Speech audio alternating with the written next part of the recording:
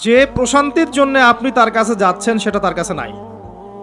প্রশান্তি আছে কোরআনের কাছে, প্রশান্তি আছে নবীর সুন্নায়, প্রশান্তি আছে আল্লাহর জন্য সেজদায়। তার আল্লাহর জন্য আল্লাহকে স্মরণ করে আপনি কাঁদবেন, প্রশান্তি পাবেন। আল্লাহর জন্য কিছু কাজ করবেন, তার দিনের কোনো খেদমত করবেন, প্রশান্তি পাবেন। আল্লাহর কোরআনের 10টা আয়াত মুখস্থ করেন, মনে এমন শান্তি আসবে যেটা আপনি কোথাও পাবেন না। আমি চ্যালেঞ্জ করে বলছি আপনাকে, আপনি আল্লাহর কিতাবের আজকে গিয়ে 5টা আয়াত মুখস্থ করেন, অর্থটা পড়বেন, কয়েকবার চর্চা করেন, মানুষকে শোনান, আপনি মনে এমন একটা প্রশান্তি পাবেন যেটা পৃথিবীর কোনো জায়গায় পাবেন না। আর নেককার স্ত্রীর কাছে আপনি প্রশান্তি পাবেন। এটা আল্লাহ আপনাকে গিফট দিয়েছেন। আদম আলাইহিস সালামকে আল্লাহ পাক দিয়েছেন না? তার একাকী বোধ হচ্ছিল জান্নাতে, আল্লাহ পাক সঙ্গিনী সৃষ্টি করেছেন। এখানে আপনি প্রশান্তি পাবেন, বাকিগুলো প্রশান্তির উৎস নয়। নিজে আল্লাহর সাথে সম্পর্ক করেন। আর আপনি নিজেকে এত ছোট কেন মনে করছেন? আপনিও আল্লাহর সেই বান্দা, যে বান্দা আমি, যে বান্দা আর 10 জন মানুষ। আল্লাহ পাক আপনাকেও ভালোবাসেন, আল্লাহ পাক অবশ্যই আপনাকে ভালোবাসেন। জীবনের দীর্ঘ সময় পর্যন্ত আপনি আল্লাহকে ডাকেন নাই, আল্লাহ আপনাকে ফেলে দেয় নাই। আল্লাহ আপনাকে খাওয়ান, এখনো পরান, বাঁচিয়ে রেখেছেন, আল্লাহ নিয়ামত দিয়েছেন। আল্লাহ আপনাকে ভালো না বাসলে এমনি করেন? আল্লাহ পাক অপেক্ষা করছেন কবে খালি আপনি আসবেন আল্লাহর কাছে, এসে বলবেন আস্তাগফিরুল্লাহ ওয়া আতুবু ইলাইহি। আল্লাহ পাক অপেক্ষা করে বসে আছেন আপনার জন্য। আপনি কোথায় যাচ্ছেন? ফাআইনা তাযহাবুন। আল্লাহ পাক বলেছেন ফাআইনা তাযহাবুন, কোথায় যাচ্ছ তোমরা? কোথায় যাচ্ছেন? টাকার পিছনে, বাড়ি গাড়ি, স্ট্যাটাস, স্ত্রী সন্তান, ভোগ বিলাসের পিছনে? আল্লাহ অপেক্ষা করছেন আপনার জন্য। আসেন, সেজদা করেন, ওয়াসজুদু ওয়াকতারিব, সেজদা করেন, নিকটবর্তী হন। আল্লাহ আপনার জন্য অপেক্ষা করছেন। যাবেন না আল্লাহর কাছে? আল্লাহ পাক সবাইকে আল্লাহর কাছে ফিরে আসার তৌফিক দান করুন। এটাই হোক আমাদের কাছে আসার গল্প, এটাই হোক আমাদের কিসের গল্প? কাছে আসার গল্প। আমাদের জেনার গল্প দরকার নাই। ওদের কাছে জেনা হচ্ছে কাছে আসার গল্প, যার ব্যাপারে আল্লাহ বলেছেন লা তাকরাবু জিনা, ওর ধারের কাছেও যেও না। আর তারা ওইটাকে বলবে কাছে আসার গল্প। ইন্না লিল্লাহি ওয়া ইন্না ইলাইহি রাজিউন। আল্লাহ পাক আমাদের যুবক যুবতীদেরকে হেদায়েত দান করুন, পিতা মাতাদেরকে পরিবারে অনুশাসন বজায় রাখার তৌফিক দান করুন। আমাদের এই কাজগুলোর প্রতিফল কিন্তু আমাদেরকে ভোগ করতে হবে। আমাদের মেয়েদের, আমাদের ছেলেদের, তাদেরকে আমরা কিভাবে বড় করছি এটার হিসেব কিন্তু আমাদেরকে চুকিয়ে দিতেই হবে। পিতা মাতাদেরকে বলবো সচেতন হয়ে যান। আল্লাহ পাক তৌফিক এনায়েত করুন, আমিন। আর যারা ওই পথে চলে গেছেন তাদের উদ্দেশ্যে একটা কথা বলবো, সেটা হচ্ছে যে এটা একটা মোহ, একটা ভ্রম।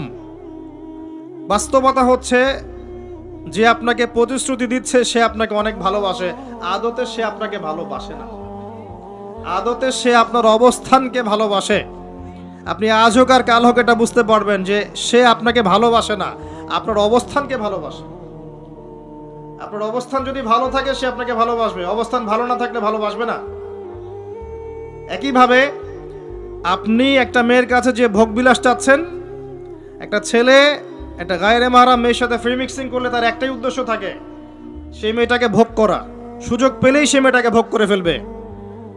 আর একইভাবে এই মেয়েও দেখবেন আপনার যতটুকু সামর্থ্য আছে, অর্থবিত্ত যা যা আছে, এটাকে সে ইউজ করার চেষ্টা করছে তার স্বার্থে। বাস্তবিক অর্থে দুজন দুজনকে ভালোবাসে না মোটেই, দুজন দুজনের স্বার্থকে ভালোবাসে। ভালোবাসা আল্লাহর পক্ষ থেকে আসে।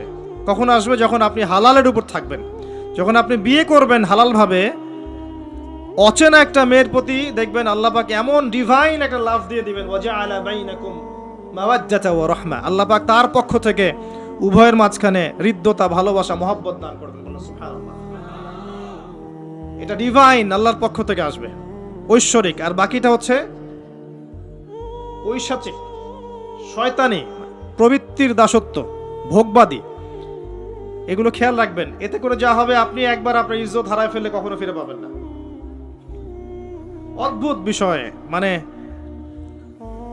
এই বিষয়গুলোকে আমরা কিছু মনেই করি না এখন। আমরা কিন্তু কিছু মনেই করি না, মনে করি এটা একটা মানে সোশ্যাল কালচার। গার্লফ্রেন্ড বয়ফ্রেন্ড থাকবে, একটা সোশ্যাল কালচার। এভাবে যে কত ছেলে কত মেয়ে, লক্ষ লক্ষ কোটি কোটি নিত্যদিন জেনা করছে, আল্লাহ ভালো জানে। আল্লাহ পাক আমাদের যুব সমাজকে হেদায়েত করুন, আমিন। আর যে প্রশান্তির জন্য আপনি তার কাছে যাচ্ছেন সেটা তার কাছে নাই। প্রশান্তি আছে কোরআনের কাছে, প্রশান্তি আছে নবীর সুন্নায়, প্রশান্তি আছে আল্লাহর জন্য সেজদায়, তার আল্লাহর জন্য আল্লাহকে স্মরণ করে আপনি কাঁদবেন, প্রশান্তি পাবেন। আল্লাহর জন্য কিছু কাজ করবেন, তার দিনের কোনো খেদমত করবেন, প্রশান্তি পাবেন। আল্লাহর কোরআনের 10টা আয়াত মুখস্থ করেন, মনে এমন শান্তি আসবে যেটা আপনি কোথাও পাবেন না। আমি চ্যালেঞ্জ করে বলছি আপনাকে, আপনি আল্লাহর কিতাবের আজকে গিয়ে 5টা আয়াত মুখস্থ করেন, অর্থটা পড়বেন, কয়েকবার চর্চা করেন, মানুষকে শোনান, আপনি মনে এমন একটা প্রশান্তি পাবেন যেটা পৃথিবীর কোনো জায়গায় পাবেন না।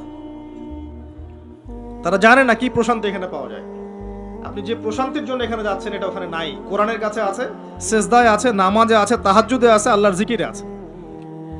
আর নেককার স্ত্রীর কাছে আপনি প্রশান্তি পাবেন।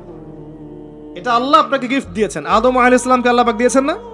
তার একাকী বোধ হচ্ছিল জান্নাতে, আল্লাহ পাক সঙ্গিনী সৃষ্টি করেছেন। এখানে আপনি প্রশান্তি পাবেন, বাকিগুলো প্রশান্তির উৎস নয়।